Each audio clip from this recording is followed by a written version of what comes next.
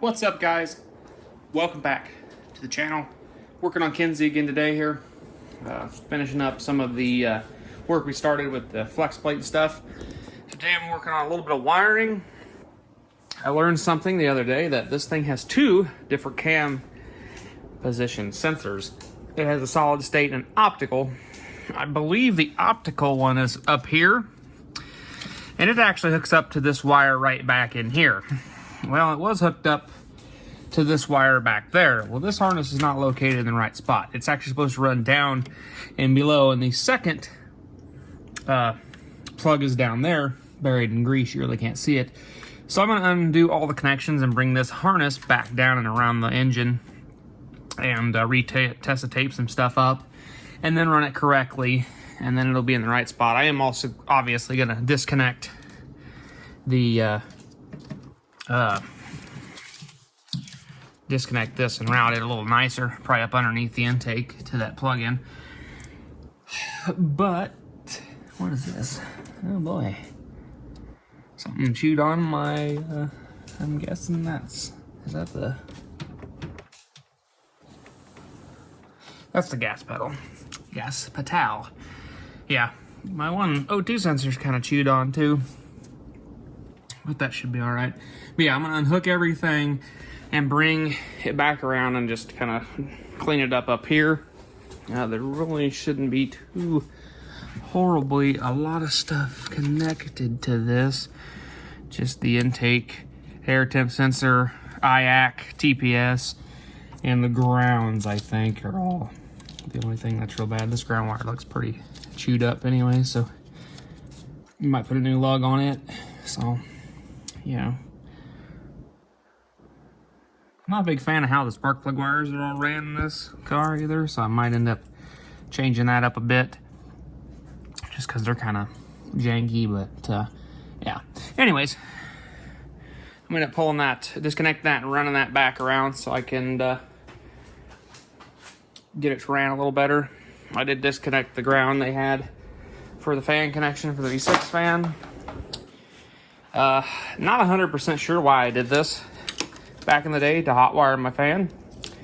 I'm not 100% sure that I just didn't wait for the computer to kick the fan on, because I'm not 100% sure. I know the LS1 cars, the fans don't kick on until these cars get warm. So on the LS1s, and I don't know if that carried over to the V6s. I'm assuming it probably did. I may not have waited that long, or long enough for it to get warm. So I don't know. We might test that and check the output trigger for the relay. And if the output for the fan relay kicks on, and I don't know if it provides ground, I'll have to look. I'm sure it probably does provide ground. Most of the fan triggers from GM computers are ground based. So if it does provide ground at a certain temperature, I don't have to worry about. I'll just wire both fans on two different relays, but use one ground trigger for them. That'll be fine. I shouldn't have a problem there. Yeah, I'm gonna go ahead and dig that harness up out of here and just get it retest taped. All right, guys, I got that pulled up here and I got it all test taped now. I got all the connections. I redid a couple grounds on the end here. They were pretty poor shape, so I went ahead and fixed them up. Like I said, test taped all the plugs. I stopped to about where this eyelet is, because this stuff's actually in pretty good condition, the split loom is, so I'm just going to leave it on there. It's pretty decent all the way underneath the car, so that's what I'm going to do there.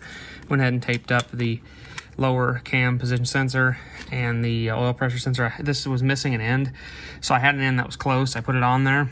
I'm going to order the correct end in the sender. I'm going to put a T down there so I can T my aftermarket gauge that's in the gauge peller and my stock dash gauge, just so I can have both oil pressure gauges, just so the one on the dash isn't pegged all the time.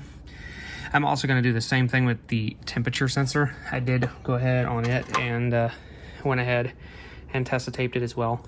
I'm going to put a new temperature sensor in it, and I will probably end up running the temperature sensor that's in that head over to the back of this head, and we'll just use the aftermarket gauge in the back of the passenger head, and we'll use the in-dash temperature gauge on the factory location where it was at. So they're using this as a ground for the ground wires. I believe it's actually supposed to be on this bolt. I'm not 100% sure. I am probably gonna clean that up with some brake clean before I put the grounds on it, just to have a good ground there. So basically all I gotta do is just rerun this back up and over, down and across, plug in everything down there, get it nice hooked where it's supposed to be, and then run it up here, get everything hooked back up. I was missing this grommet on this connector. It was just plugged in, there was no grommet, so they must have lost that when they put the engine in. I looked through my box over there of GM connectors. It's a pretty standard connection they use, so I just used one of the gaskets off one of those plug-ins, or one of them connectors, and it'll have a nice gasket and everything will be good there. So now I'm just gonna go ahead and feed this back down and up and around. Yeah, I know this is a lot of work, spending a lot of time on a 160 horse 3.4 liter, but it's a fun little car. And like I said, we're gonna build the suspension around it, and it is going to get a V8. I mean, yeah, this is just kind of a waste, but if it makes it reliable for the time I run the 3400, we'll just let it ride. So I don't know how long it's going to take to do the suspension and everything like I want to. Like I want to do coilovers, I want to do tubular A-arms, bigger brakes, gonna convert the rear to disc brakes, gonna probably go with bigger disc brakes on the rear, might build a rear axle for it as well, like I was doing in this car, or like I am doing in this car, and I might build one for this one. Gonna get ready for the engine. Not sure what I'm going with. Don't know if I'll go with a 4.853 or 6 liter, maybe even a 6.2 or something, if I can come across it. I'd like it to have it run pretty good. I do want to do an actually aspirated motor in this car, just because I don't want to really mess around with forced induction. I love forced induction, but in this car I wasn't ever going to do forced induction on it in high school, so I mean, might as well just run just a standard NA motor. Do want to do a manual swap though, so it'll probably get a T56. So yeah. Alrighty guys, I'm gonna run that back down and around, and I'll cut you guys back on when that's routed. Alright guys, what's up? It's the next day. I went a little crazy, and I got all the wiring reran after I test taped it. You can see it right here, it's all hooked up. The car does run. I also did something else. The transmission is no longer on the transmission jack. It's actually in the car. Transmission's back in it, everything's good to go there. It does drive forward and backwards. So I'm working on the fan situation because I let it run long enough to get warm. I tested my test light yesterday. This is the trigger for the fans on the factory relay. I don't know what I was doing back in the day when I bypassed this to do the fan to run all the time. This fan kicks on. So at 200 degrees, this fan kicked on. Had a perfectly good ground signal coming from the ECM to kick the electric fans on. So what I did was, your harness that comes from your PCM goes across the front here, and this big split loom, it goes over there. Well, there's not a real good spot to get any power that's not already being utilized for something. So if you pull this loom out here, unfortunately there's like 4 green wires, but that's what the trigger color of that wire is. It's green. I had to stab a couple before I found it, but I put some silicone on them so they'll be fine. But if you test this one here, which runs forward, my multimeter, that is the ground fan trigger. So unfortunately this car only has a single fan trigger because it had a single fan. So I'm going to wire up both fans on 2 different relays, but they're going to have the same trigger, the same key activated source. I'm going to possibly look through some of those for keyed power. I'm hoping one of the pink ones will be keyed power. And I'm going to go ahead and hook it up here, mount 2 relays right here. And yeah, we'll end up running the harness. Instead of going that way, it'll come back this way. And I'll have 2 fuses, 2 relays, and we'll have both fans being powered off of this setup. So will have really good fan power, shouldn't have a problem there. Computer controlled, so they'll come on when they're supposed to, especially if I ever fix the air conditioning, they'll come on then too. So yeah, we're gonna run it up, probably make some tie downs and bring it up here to the relays. But yeah, that's what we're doing. I also got some oil and yeah, so I'm gonna go ahead and probably start it up here in a bit. I got a horrible squeak on one of the pulleys or something, either the alternator or the power steering or the water pump or something just squeals really bad, or just a crappy belt. But I'm gonna go ahead and pull the belt off of it and spin stuff just to see what the heck what's making that noise. And then we will go to probably wiring up some fans, and I'll probably just cut you guys back on with what the fans look like and everything. So, and I'll just do an oil change and stuff off camera because that's not real exciting. So anyways, yeah, we'll cut you guys back on in a little bit when we get a little farther. I can finally throw this disgusting radiator cap away because I got a nice new one. So yeah, catch you guys in 1 second. All right, guys, there it is. Got two 30-amp fuses for the facing this way. Be the right-hand fuse or right-hand fan, left-hand fan, right-hand fan, left-hand fan. So yeah, this will be drivers, passengers, all the same. I might label them. I don't know. I might print off some labels for them. But anyways, I got them wired. Ground positive come up here, get power. Ground's right here at the main ground. Probably not the best place to ground it, being this is where the computer grounds, but it'll work. For the fans, normally the wiring you pointed out that way, I just flipped the harness around and it worked really good. Got it routed down here. I'm gonna go ahead and put one of them zip tie straps down there just to hold it. I went ahead and just bolted the ground to the lug for the battery because my one stud here, unfortunately, this threads are just gone. And another thing, never put the battery in with the post in. It was a little tight and would almost rub this relay. So I went ahead and I'm going to use a regular battery bolt on the ground, and I'll still use the good one of these on the positive because because I need this for the alternator lug and the one that goes back to when I get the stereo back in it. So I'm gonna go ahead and throw the battery in, and I'm gonna drill that hole for that zip tie first, then I'll throw the battery in, and I'll kick the camera back on so you guys can see what it looks like when the battery's in. Right, there's what it looks like with the battery in the car. As you can see, kind of a tight fit. I can get my finger in there though, so that's not a problem. But yeah, I got to get a battery hold down yet because this does not have one. I don't know where it went. It used to have one. It don't have one now. Got rid of all this relay that I did up when I was in school a long time ago. That was obviously pretty hot on the fuse block. So I haven't tested this. I should back probe one of the relays and see if the fans kick on. But I'm thinking about just starting the car and letting it warm up.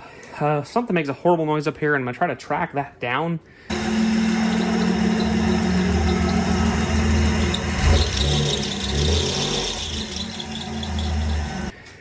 But we'll try to figure out what that is. And I think I'm going to pop the belt off real quick and do that. But then I'm going to probably start it up, let it get warm, change oil in it, and probably call it a night. Well, I just can't seem to catch a break. I keep finding more and more stuff wrong with this car. Anyways, while I took the belt off, checked for what could be possibly making the noise, you can sit there and just take the water pump pulley and go like this. Its bearing is it's junk, so it needs a water pump. Not a bad deal, not expensive. They're relatively cheap. They're like 20-30 bucks. Started it, let it warm up to operating temperature, had a coolant leak, as you can see there. And yeah, it's leaking around the plastic port where the transmission cooler goes in the rad. So yay. It needs a radiator, and it needs a water pump. I'm gonna do radiator hoses because these radiator hoses are junk.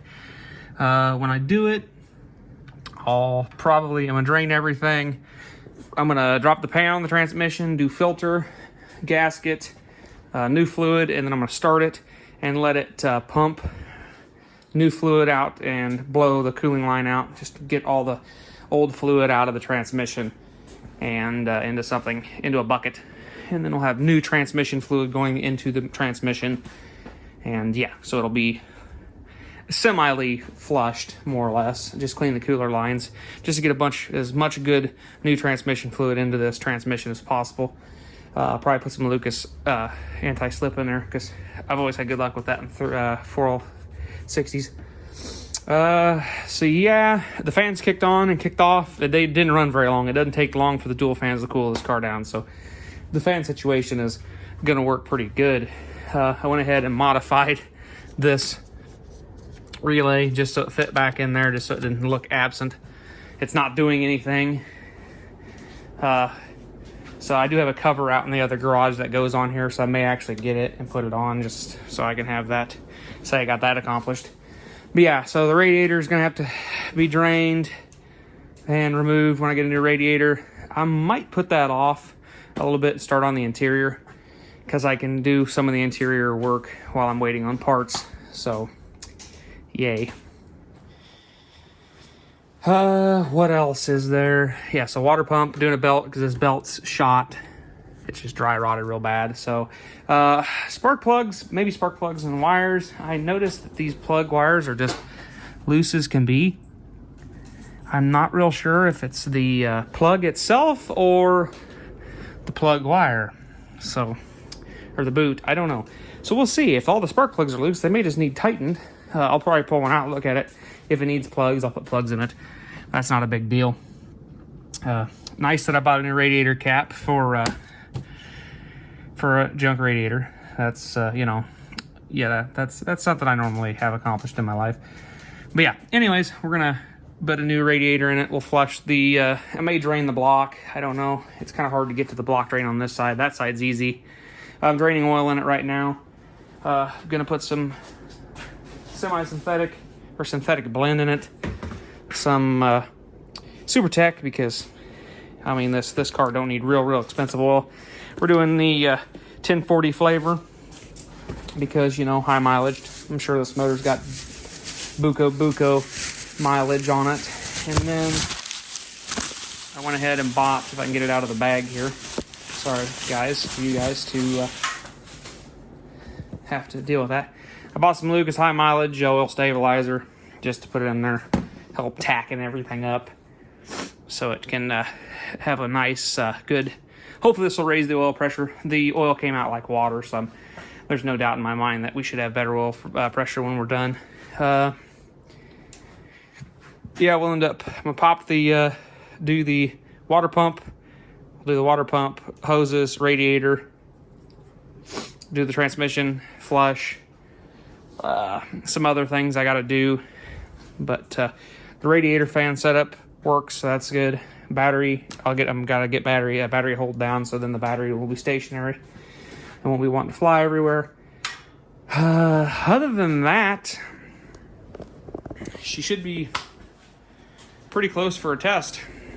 Actually, I could test drive it now, and I probably should top it off with coolant when it's cold, take it out for a drive, make sure it shifts through all the gears and everything, and make sure the transmission doesn't slip real bad or anything. It seems to shift and go into gear fine and take off just fine, so I don't think we should have a problem there. Fingers crossed. Hopefully we shouldn't have a problem there. But I want to go ahead. I'd like to test drive it probably before we go ahead and get a bunch of parts ordered. Even though, I mean, why not? Might as well just get the motor running straight and we can worry about the transmission later. Maybe if the transmission ends up being bad, we'll find a cheap B6 car that's possibly blowed up or just junk with a 5-speed in it. We'll 5-speed swap it. Why not? Make it fun. Then it'll be halfway closer to having the manual pedals and everything for a 6-speed when I do the LS swap later on. So yeah. Anyways, that's where we are. I'm going to call a video for tonight, or today, and we'll catch you guys in the next one. I'm going to go ahead and just put the filter on this, dump oil back in it. So yeah, catch you guys in the next one. Have a good rest of your week.